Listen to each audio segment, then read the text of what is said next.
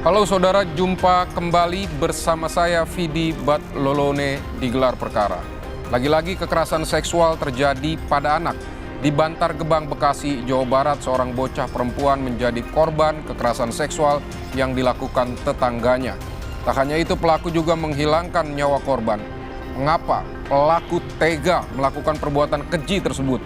Dan bagaimana cara agar tindak kekerasan terhadap anak tidak terus terjadi? Kami akan mengulasnya dalam Gelar Perkara pekan ini.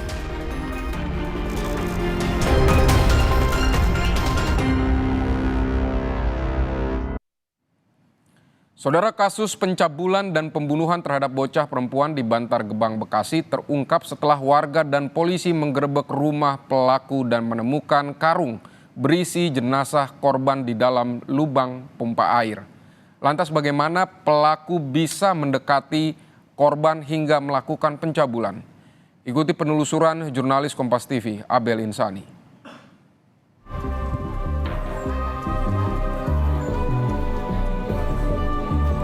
Ini memang dalam sebulan terakhir ini memang pelaku tertarik dengan korban. Jadi pelaku ini memberikan perhatian khusus kepada korban dengan cara berkomunikasi, mengajak bicara si korban dan juga memberikan sejumlah uang sehingga korban pun terpedaya dengan sikap dan perilaku si pelaku seperti itu. Gimana sih Bu keseharian dari pelaku ini Bu? Kesehariannya Bu? Dia nggak keluar Bu, sama tetangga aja dia nggak berkomunikasi. Oh, Iya nggak berkomunikasi. kerjaannya apa Bu? Dia kerjanya bengkel, itu juga kalau ada yang manggil dia bengkel.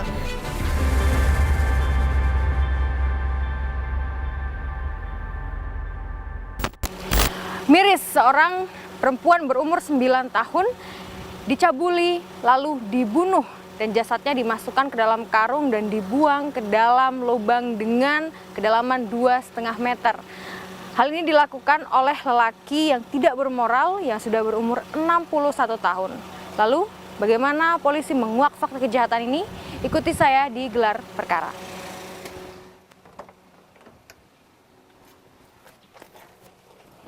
Yuk.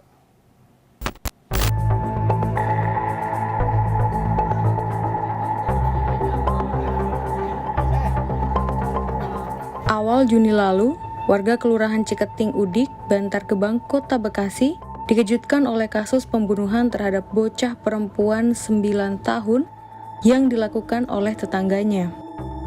Pelaku DS memasukkan jenazah korban ke dalam karung, lalu menyembunyikan dalam lubang galian pompa air. Diketahui sebelumnya, pelaku telah mencabuli korban. Perbuatan cabul terhadap anak dan atau kekerasan terhadap anak yang mengakibatkan meninggal dunia yang terjadi pada hari Sabtu tanggal 1 Juni 2024 sekitar pukul 10.00 waktu Indonesia bagian Barat. Tempat kejadian yaitu rumah tersangka di Kampung Ciketing Selatan RT 0307 Kelurahan Ciketing Udik, Kecamatan Bantar Gebang, Kota Bekasi. Baru-baru ini kami mendatangi lokasi kejadian untuk mengetahui bagaimana bisa pelaku leluasa melakukan perbuatan tidak senonoh pada korban, lalu nekat menghilangkan nyawa sang bocah. Saudara, saat ini saya sudah berada di TKP. Ini merupakan rumah tersangka yang saat ini juga masih ada garis polisi. Ini merupakan bagian depan rumah tersangka. Namun memang untuk korban ini dibuang di bagian belakang rumah. Jadi kita akan coba menelusuri bagian rumah ini dari samping. Ayo kita coba lihat ke belakang bagaimana situasi dan kondisi sebenarnya dari rumah tersangka ini. Memang sepanjang rumah ini memang masih di garis polisi dan terlihat rumah ini masih setengah jadi begitu ya. Artinya memang untuk dindingnya saja ini masih belum ditembok. Nah, lalu ini untuk bagian belakang saya sudah melihat sedikit ada pekarangan yang luasnya memang hanya sekitar 1 kali 1 meter ya. Ini terlihat di sebelah sana. Ini adalah tempat untuk membuang jasad dari korban dengan lubang yang berdiameter kira-kira hanya 50 cm. Terungkapnya kasus pembunuhan ini bermula saat orang tua korban GH lapor pada ketua RT bahwa anak mereka hilang sejak Jumat 31 Mei.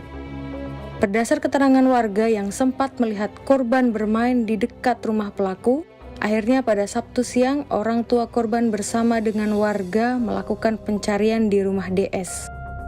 Meski tak menemukan korban GH, warga yang kadung mencurigai DS lapor ke Polsek Bantar Gebang. Sarminah, salah satu tetangga pelaku DS menyebut, warga makin curiga usai keponakannya mengaku pernah dipanggil DS. Ditambah lagi, warga melihat lubang galian saat menggerebek rumah DS. Sini tuh udah curiga. Pas dengan bocah hilang, ponakan saya ngomong. Saya juga katanya udah 2 kali dipanggil sama dia. Kok kamu baru tahu? Baru lapor sama bapak, sama ibu katanya gitu. Saya takut bu, bilang sama ibu. Dia udah bilangin, sini dek, sini. Udah dibilangin, dipanggil di situ di pintu, udah 2 kali. Tuh kakak saya curiga, lapor ke RT. Pas ke RT digeledah rumahnya nggak ada apa-apa, tapi cuma ada lubang. Tuh Pak RT sama warga udah curiga, kok ini ada lubang buat apaan gitu kan. Ditanya ini buat sepiteng pak gitu. Kok sepiteng di dalam rumah, emang kamu belum punya sepiteng? Saya mau ganti sepiteng. Kok ini kecil lagi mau warga sama RT semalam langsung lapor ke Intel, langsung digerebek ke sini. Kasus pencabulan dan pembunuhan yang dialami korban GH membuat warga prihatin. Tak ada yang menyangka pelaku DS yang selama ini dikenal tertutup dan jarang berkomunikasi, tega berbuat keji. Gimana sih Bu keseharian dari pelaku ini Bu? Kesehariannya Bu? Dia nggak keluar bu, Nggak sosial. sama tetangga aja dia nggak berkomunikasi. Oh, Iya nggak berkomunikasi. kerjaannya apa Bu? Dia kerjanya bengkel, itu juga kalau ada yang manggil dia bengkel. Gimana ya, orang saya semalam nangis terus, orang kasihan banget, ya Allah itu bocah nasibnya kan sadis banget gitu. Kok ini tetangga saya kok sadis banget, dengar mah dari HP, dari TikTok di daerah mana-mana. Kok ini di depan rumah saya, pinggir rumah saya udah. Kami mendatangi Polres Metro Bekasi Kota. Polisi menjelaskan, ada 2 lubang mencurigakan saat petugas memeriksa rumah tersangka DS. Tak disangka, 1 dari 2 lubang di rumah DS digunakan untuk menyimpan jasad korban. Kami sudah panit Reskrim Polsek Bantar Gebang dipimpin oleh Kapolsek AKP Ririn. Itu memimpin ke lokasi untuk melakukan pemeriksaan ulang terhadap rumah DS. Dicek dari mulai depan, dalam rumah, di samping dan ke belakang. Ternyata di belakang ditemukan ada 1 lubang lainnya, itu kedalaman 2 meter kurang lebih, dan terlihat ada karung. Setelah diangkat oleh anggota polsek, itu setelah dibuka ternyata bocah berusia 9 tahun ditemukan dalam keadaan sudah meninggal dunia. Seperti itu. Sebelum melancarkan perbuatannya, tersangka DS telah mengincar korban sekitar 1 bulan. Tersangka berusaha mendekati dan memperdaya korban dengan memberikan uang pada korban. Terkait dengan si pelaku DS dengan korban GH, ini awalnya mereka sudah mengenal lebih kurang 1 bulan terakhir. 1 bulan. Iya, yang mana pelaku DS ini sering ketemu dengan korban GH, memberikan perhatian khusus seperti mengajak bicara, terus kemudian memberikan sejumlah uang. Nah, memberikan sejumlah uang ini pelaku DS mengakui sudah 4 kali memberikan sejumlah uang. Yang pertama itu ada Rp5.000, yang kedua 15.000, yang kedua 10.000, yang ketiga 15.000, dan keempat itu 10.000. Polisi menyebut pelaku nekat menghilangkan nyawa korban untuk menutupi perbuatannya. Pelaku DS melakukan kekerasan terhadap anak sehingga mengakibatkan meninggal dunia dan atau pembunuhan. Dengan sengaja pelaku DS membunuh bocah berusia 9 tahun. Dikhawatirkan korban tersebut akan berbicara, kalau seandainya nggak dibunuh dia akan berbicara ke orang tuanya. Saat kami temui, tersangka DS mengaku semua perbuatannya termasuk memberikan uang pada korban untuk mendekati korban. Bapak itu ngasih gitu ke anaknya, itu udah sejak kapan? Hanya 4 kali saya ngasih. Apa yang dikasih? Ya uang, hanya uang aja. Saya karena dia ngeliat dia sering nggak pernah jajan, ya duduk nongkrong aja, hanya kasihan itu aja saya. Nggak ada lain-lain sih. 4 kali ngasih? Iya. Sejak kapan 4 kali ngasih itu? Ya nggak ingat hari-harinya Pak. Cuma ya memang 4 kali lah saya pernah ngasih. Itu akibat perbuatannya, tersangka dijerat pasal berlapis dengan ancaman hukuman 15 tahun penjara.